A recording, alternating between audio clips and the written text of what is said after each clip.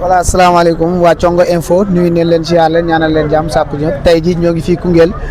ci li nga xamante ni mooy élection gare routière bu Koungheul tey nag ñu fas yéene jàkkaarloo ki nga xamante ni moom mooy porte-parole national des chauffeurs et transport mu ñëw fii ci Koungheul teewee ci li nga xamante ni moom mooy wat bi porte-parole ñu ngi lay nuyu di la ziar. waaw maa ngi lay nuyu bu baax di nuyu sa téléspectateur ak sa téléspectatrice yëpp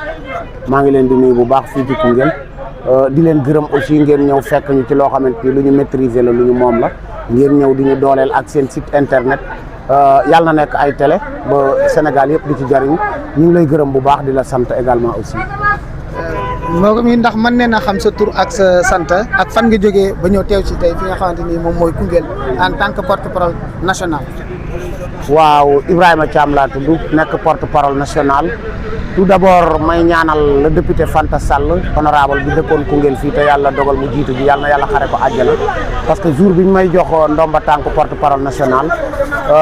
commission bi doon waxtaane transport ci assemblée nationale moom moo nekkoon présidente bi kon maa ngi koy ñaanal bu baax di ko gërëm maa ngi nekk aussi porte-parole national des chauffeurs et transporteurs du Sénégal ñëw fii ci Koungheul pour assister élection yi lépp lu fi tukkee ci jàmm noonu laa koy jàllalee ci suma ay kilifa yu transport donc fépp suñ dem jàmm moo fa mas di nekk jàmm laa mas di rendre compte suñu ay kilifa yu transport également aussi fii ci Koungheul samedi le 16 mai 2026 jàmm laay continuer di leen rendre compte incha allah. est-ce que mën na xam ci suba ba léegi li fi jot a jaaragum ci li nga xamante ni moom mooy élection yi comme sa force yi ni ñu ñëwee ak ensuite la comité nag ni ñuy accueillir seen i bulletins. waaw vote bi mi ngi déroulé wu ci jàmm ñuy gërëm képp koo xam ne mi ngi ñuy jàppale rek ba tax mu stable amul benn candidat boo xamante ni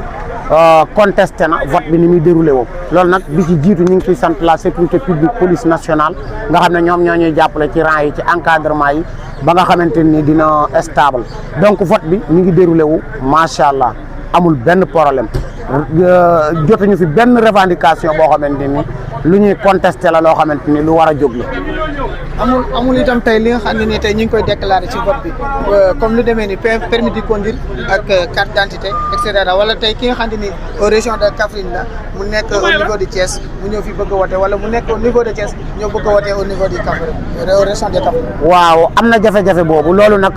bon maa ngi jéggulul sax candidat yi parce que ñoom ñoo waroon a joxe information yi ñu tas ko ba kuy ñëw di nga ñëw booy ñëw di nga xam li ngay tax a ñëw. c'est parce que bu ñu nee vote régional carte d'identité moo koy accompagner mais ñun la majeure partie chauffeurs yi du ñu comprendre loolu dañ naan vote régional rek ñu ne ci région bi laa dëkk damay dem voter ji alors que juddoowuloo ci région bi mais bu ñu nee vote régional carte d'identité moo koy accompagner parce que carte d'identité bi mooy wane ne fi nga juddoo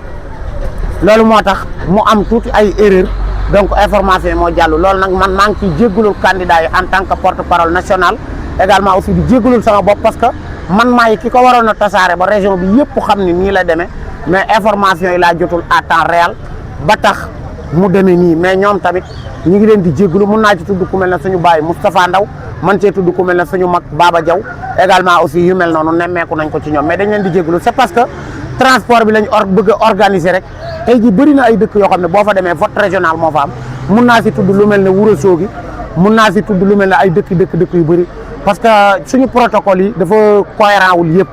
am na dëkk yoo xam ne dañuy def vote régional am dëkk yoo xam ne dañuy def vote national am dëkk yoo xam ne aussi dañuy def vote départemental am dëkk yu def vote communal loolu moo tax léegi sew-sew yooyu. ci biir mais Koungheul vote lan lañ def ñoom. Koungheul vote régional lañ def képp koo xamante ni nii région de Koungheul Kaffrine plutôt région de Kaffrine nga dëkk nga juddoo fi sa carte d'identité nekk région de Kaffrine nee à région de Kaffrine moo xam Ndoukoumane moo xam Koungheul moo xam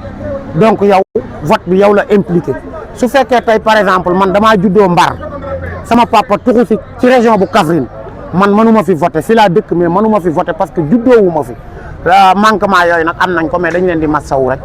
merci beaucoup porte-parole ñu ngi lay jaajëfal bu baax Thiongo Info ñoo fi ñëwoon rek pour li nga xam ne moom mooy événement vote bi yàlla na jeex si jàmm si ni mu commencé si jàmm si barke borom bi jaajëfal. ok merci beaucoup noonu la rek événement transport bu ngeen dégg dee leen ñëw di assister parce que transport dafa baaxoo ku ko lebal guddi mu fay la ker donc dee leen ñëw événement transport yëpp bañ gën leen a ràññee parce que dina tax ñu mën leen a dooleel dina tax bu ñu amee publicité bu ñu ràññee seen kanam man leen koo jox te yooyu noonu dafay baax ci site internet bi donc kon dee leen ñu gën a jege rek di xam li nga xam ne ñu ngi koy dox parce que ñun li ma wax ni ñun jàmm rek la ñuy dox moo tax li ñuy def ñun nëbbutuwuñ làqutuwuñ ñoo moom suñuy oto ñoo moom suñuy garage ñoo moom suñuy président bu nekkoon dajale suñu xaalis meewe ko mbaanu ataaya ko yoonu kenn nekku ci kon donc di leen ñu gën a jege di xam li ñuy dox ñu man di leen passe ci publicité yi ngeen di ko jàllale à temps réel. merci beaucoup.